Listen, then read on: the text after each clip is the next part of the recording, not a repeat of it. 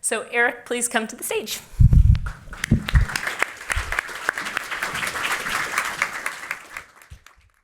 got two swooshes on me actually right now. I'll let you guess where they are. Hey everyone, I'm Erik. I'm a UX writer at Google, and I'm here to talk to you today about 5 practical ways that you can turn, the text in your product into language that connects better with your users. It's going to build a little bit on what you heard from Luke and from Elena just now. But before I get started, I have a question. Who here recognizes this screen? Yeah, that's more people than I thought. So this is what DOS looked like on a PC. And I might be dating myself, but the first computer that I used had no touchscreen, no mouse, no keyboard. Well, it had a keyboard. It had no microphone. There was a time when the UI was all text. Thankfully, today, software has evolved into UI that you can click, that you can tap, and that you can talk to. But this also means that when we start thinking about design, we probably start picturing how a product looks. Details like color, illustration, but not the content, right? The words on these screens are non-existent. And this scene you might recognize from a product design sprint. This isn't RISD, there's actually furniture, people are sitting, but look at the walls, they're covered with images, right? Everybody's looking at icons. Why aren't they thinking about the writing? So let's go back to this. I'm showing this because what's really going on here is a dialogue, a series of prompts and commands. It's a conversation, although a pretty horrible one. With today's focus on pixels, look and feel, and style, I think that we've actually lost sight of the conversation that we want to have with the user, right? The power of design is that we are shaping the entire user experience. And ultimately, it's about designing that conversation right down to the words you'll use. So as much as we sweat the design details, we'll need to sweat the copy details because they too are what makes the experience of your product.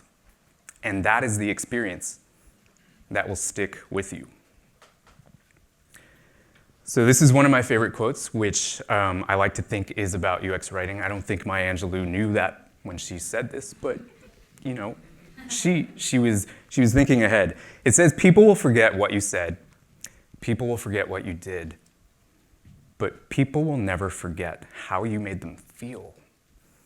And so why I think this is about UX writing is because we as UX writers focus not only on nailing clear and concise writing that gets the job done, but also to pull on the levers that affect how people feel, their emotions. And that means giving more attention to voice and tone, to narrative, to users' needs, and making sure that the language you use 100% of the time consistently works towards those needs. So let's take a look at some of the ways that we do this. The first is microcopy. Now, as a UX writer, I often get asked what it is I exactly do. And I usually start by saying something like, I write all the microcopy. So you know when you get a new phone, maybe a new Google Pixel 4, and you're setting it up for the first time, there's a button on the very first screen that says, Start. I'm that guy that picked that word, that one word, start. And the response is usually something like, hang on, are you serious? Like, you got paid, someone's actually paying you real money for that? Well, the truth isn't too far off, but for now, let's just say that microcopy is one of a number of things that UX writers focus on. And microcopy is about tapping into the power of individual words. It's about distilling your message into the clearest language possible. It's about less is more, especially on mobile, because all the research, study after study after study tells us that people don't read on mobile, they scan. And so removing words actually makes it more likely that people will see what you've written. And then once just those essential words remain, it's your job to make each one of those work for you. Here's an example. This is a message that might pop up if you're in the middle of trying to cancel one of your subscriptions. It's pretty straightforward, right?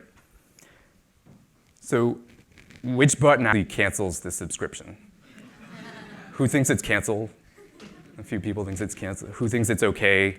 Who's not really sure? Yeah, so the point here is that it's just not clear, right? It could be cancel, it could be okay, but if your user has to think about it, you've added friction. You've given them a puzzle to solve. And all because of one word on one button. And that's what microcopy is about. It's about taking the time. It's about agonizing over that one word so that your users don't. Okay, here's a real life example. This is from Google Maps. They were working on rideshare integration, so being able to get an Uber or a Lyft right when you're searching for directions in Google Maps. Originally, the team went with request for the button on the bottom right, naturally because you're using this to request an Uber.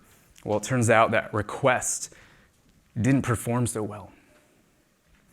The team changed the text on that button to next and ended up seeing a 33% increase in clicks, which in turn drove a double-digit increase in revenue. And keep in mind, right, millions of people use Google Maps every day, so this is microcopy having a huge impact on the bottom line. So you might be asking, why did next work better? To answer that, we have to zoom out, and we have to look at the rest of the story. Microcopy is about the words that we use, but the bigger opportunity happens whenever we take a step back and look at the whole flow or the user journey. It's never just about one word or one button in isolation. This is about a story. There's a storyline here. So looking back at our Google Maps example, through research, it turns out that we learned request is a commitment before the user is ready to make one. In other words, people at this stage in the flow were just kind of checking things out, just wanted to poke around and see how this ride booking thing worked within Google Maps. And they were hesitant to hit a button that instantly sent a car to them.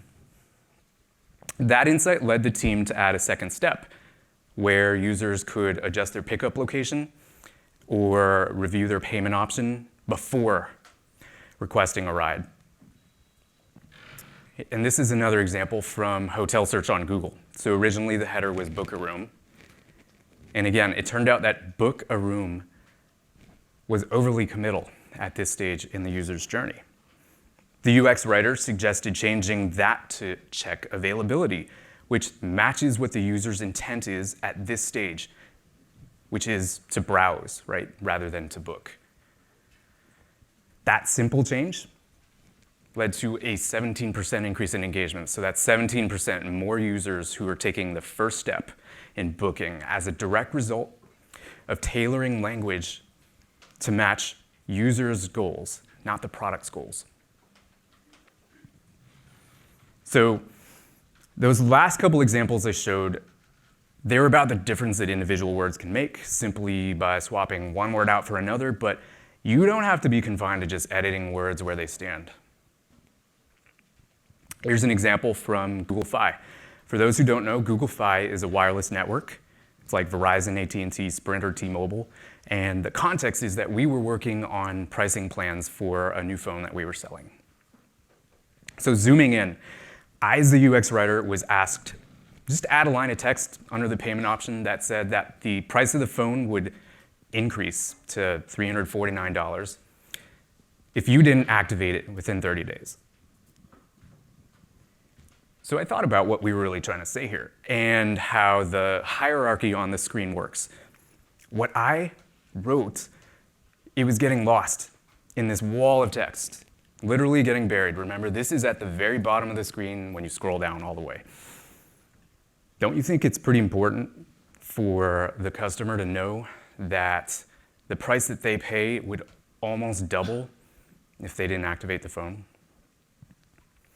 So I thought a little bit more about where this information really belongs, and that was at the top of the screen, right where the price already is. I basically designed a new proposal that made the $199 price conditional, now says with activation. And then right by that, right below, by design, it says $349 and the conditions with that potential price. It's clear, it's upfront, and most importantly, in the right place. The takeaway is that writers are designers, and we work outside the box given to us. In this example, it meant adjusting the layout on the screen, but if you just edit words here and there, your job isn't really done. Your users are going to trust you more if they receive information and they feel like they're receiving the information in the right place at the right time. So this is a good segue into my next topic, which is about the impression that you're making with your words. The last example I showed you was really driven by a goal to build Google Phi as a new brand in the cellular industry, one that was taking a fresh approach to paying for wireless. So it turns out that language plays a big part in delivering on that brand identity. And paying attention not only to what it is you're saying, but actually how you're saying it really helps build that connection with your users. And there's even research that backs this up. So a couple years ago, I was really excited. The Nielsen-Norman Group came out with a study, and they showed that just using a more conversational tone of voice had an impact on people's likelihood to recommend your brand, right? So on metrics like Net Promoter Score, which even if you don't agree NPS is maybe the right measure, you know how notoriously hard it can be to move. And using a conversational tone of voice was actually shown to move the needle on something like that. Now, compared to choosing the right words, tone is actually is more of a challenge to figure out. It's all about nuance. It is going to depend largely on your brand's voice. It's going to depend on the context for which you're writing. So let's just walk through a quick example, just so you get the general idea of how to massage the tone. Here's an error message that says, error, unable to authenticate credentials. All right, so I have no idea what this means. It actually reminds me of the dialogue that we saw earlier on the DOS screen, right? A UX writer would kind of take a first stab at this and for clarity, kind of change it and put it in terms of what actually happened. You entered an incorrect password, so automatically that makes it clear. The next pass, we would get rid of the title because you don't need it. It kind of repeated the information that's already in the message itself. It's right to the point, wrong password. This removes words, and again, it makes it more scannable, so you're less likely to ignore what it says. Let's keep going. This is the good stuff. So for those who can't see, it's the pass for conversational tone. That password doesn't look right. Try again. Right? This is nice and human. It's something that you can imagine one person saying to another person. All of these messages are saying the exact same thing. It's the content, the what, it's all the same, but striking that conversational tone is what will help take your language to the next level. So number 5, finally, I'd like to end on starting with why. So as UX writers, we often find ourselves writing sentences that begin with the word to. And we're trying to get users to do something. They're calls to action, they're moments of consent. It's a convention that's really powerful because it actually forces us to convey the value prop or what the benefit is up front. In this example, though, I'd argue that we're kind of failing to do that. It says, to continue, give Messenger access to SMS and contacts. Well, to continue isn't really a true user benefit, right? We're kind of gating the user here. That's not really, they do want to continue, but they probably came with something else in mind, right?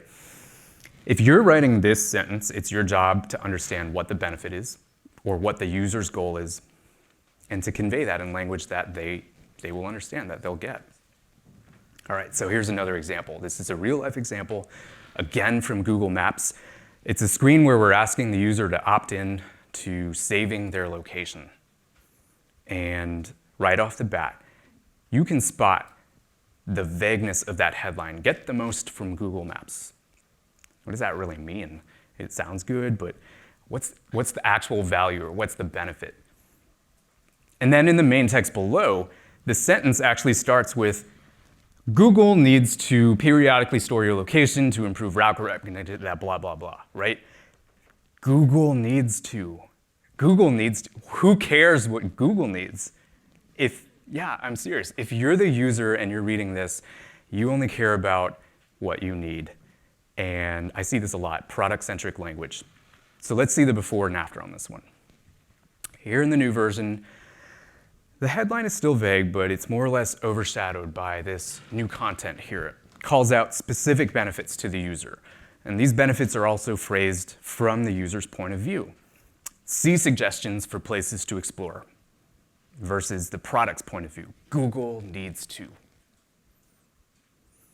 The UX writer who worked on this language had to lead her team through some pretty difficult but worthwhile conversations, really zeroing in on the question of why?